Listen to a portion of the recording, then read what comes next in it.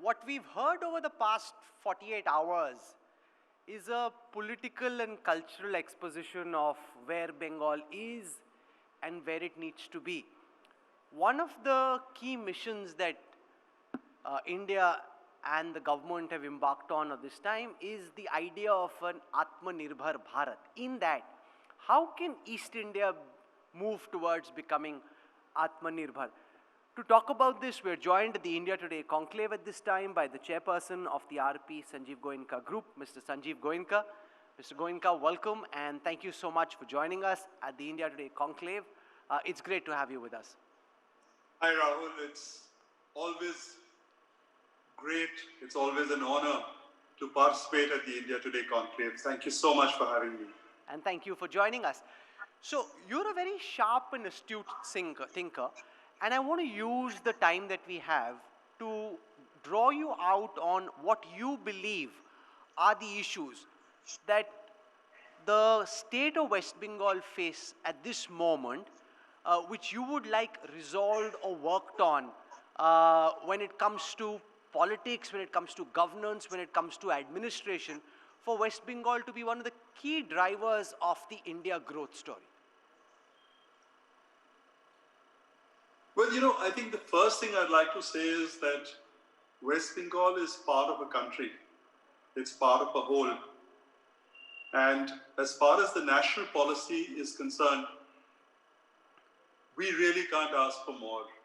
We've had an outstanding budget.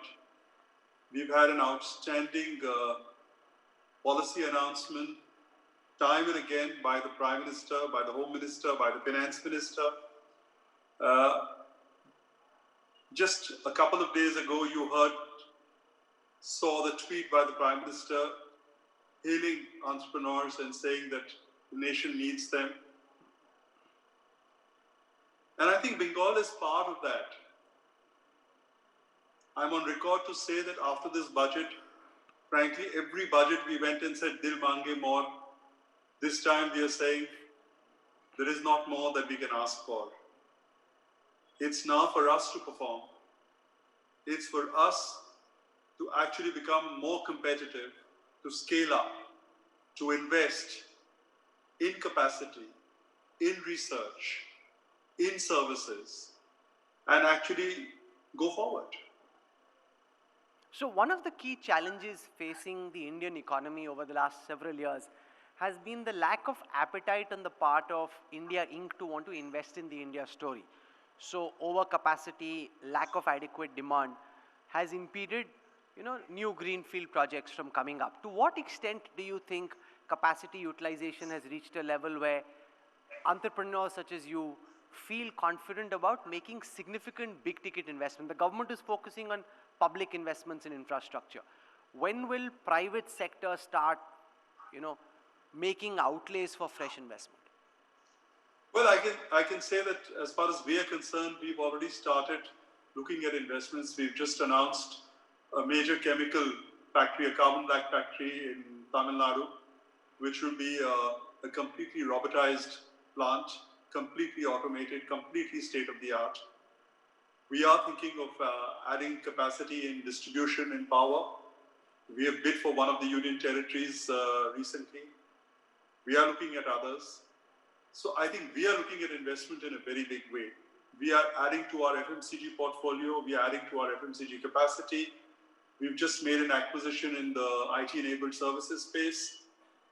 And I think we are very, very positive on the Indian economy, on the India story, and we are investing strongly in India. So we hear from government ministers, we hear from bureaucrats, we hear from economists on their view on the bounce back in the economy. How deep is it? How certain is it? How much momentum it has? As somebody who's on the inside, what's your assessment at this moment about the extent to which we've been able to bounce back, and how sustained do you believe the recovery is? Quite honestly, for us as a company, as a group of companies, the last quarter has been the best quarter in our history ever. We've never seen sales like this. We've not seen profits like this. This quarter seems pretty much the same. And the first quarter of the next financial also seems pretty much the same. So to my mind, it is a completely, the bounce back is for real. It's definite. And it appears it is here to stay. Let's spend a moment talking about Make in India, because on Make in India, there are two perspectives, Mr. Goenka. One is that, this is a good idea, that we need to encourage and incentivize manufacturing in India.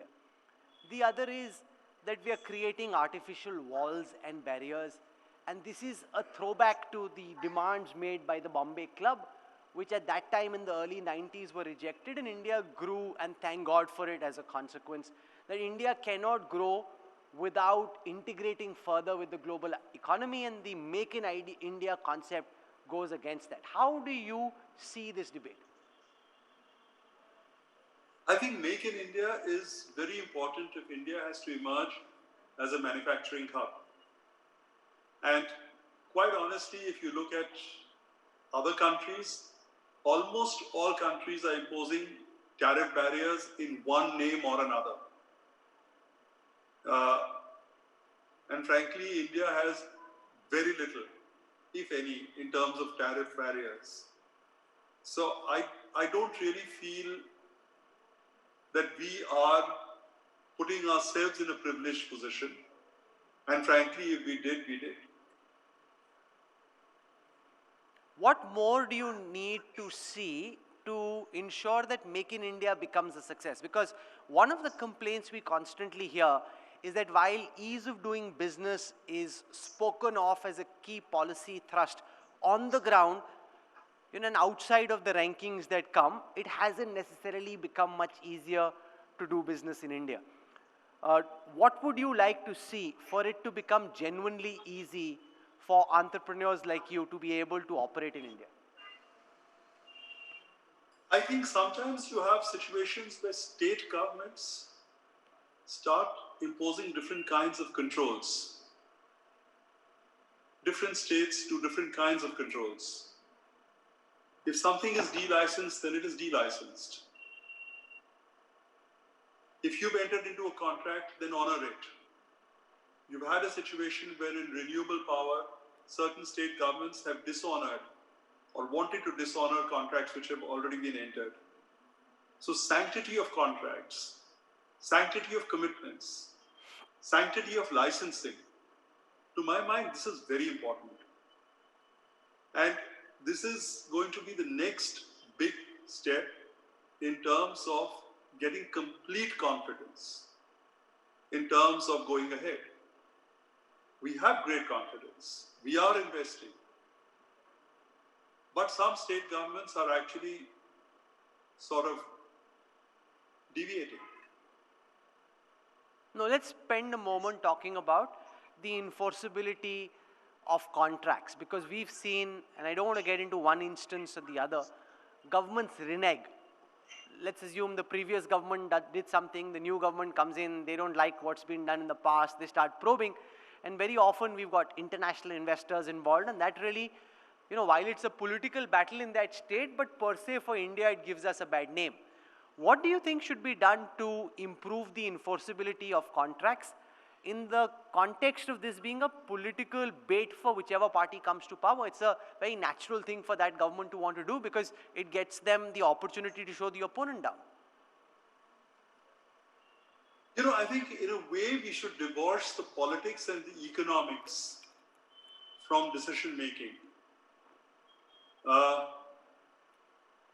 So if you've entered a contract, unless you have a significant reason, so say किसी ने चोरी की है और चोरी के बल पे वो कॉन्ट्रैक्ट लिया है, तो आप रिविजिट कर रहे हो, एक बात है. But you're revisiting it or you're reneging on it just because a previous government has done it. I think we need continuity of commitments, of contracts for the tenure of the period mentioned in the contract. As one of the most important corporate players in East India, what according to you should be the agenda for the forthcoming assembly election in West Bengal. So we see multiple themes play out, in terms of religion, in terms of governance.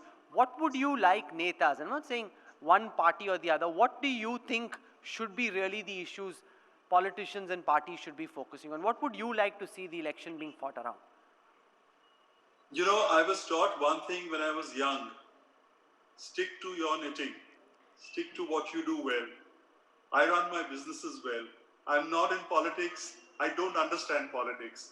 So for me, it's best to stay away from that.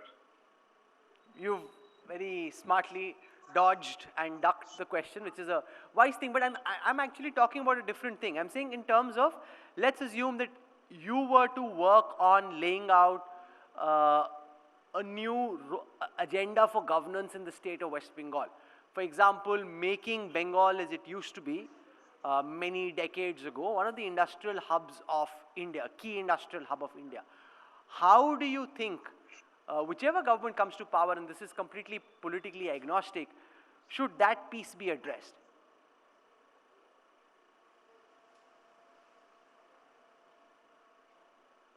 I think Bengal suffered from, in the left rule, in the 34 years of the left rule, Bengal suffered from a huge image erosion. So to my mind, one of the biggest things for any government is to take that perception back. I think the image has improved partially,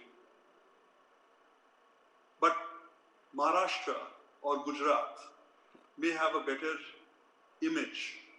Gujarat certainly is a great place to invest in. Maharashtra is a great place to invest in. I invest heavily in Bengal, and Bengal for me is a great place to invest in. But I think it's also about how people perceive it. No, so how should that be changed? What needs to be done to change the perception around Bengal?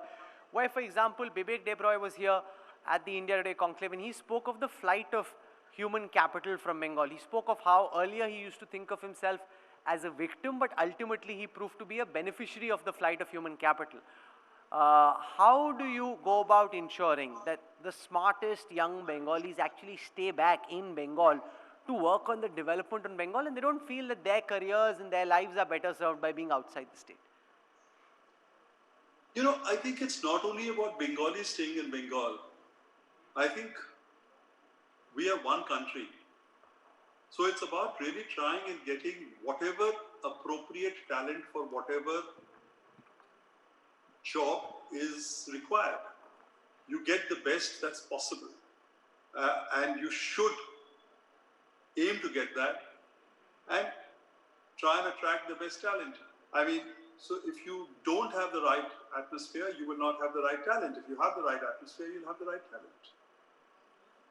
Let's spend a minute discussing the challenge of employment.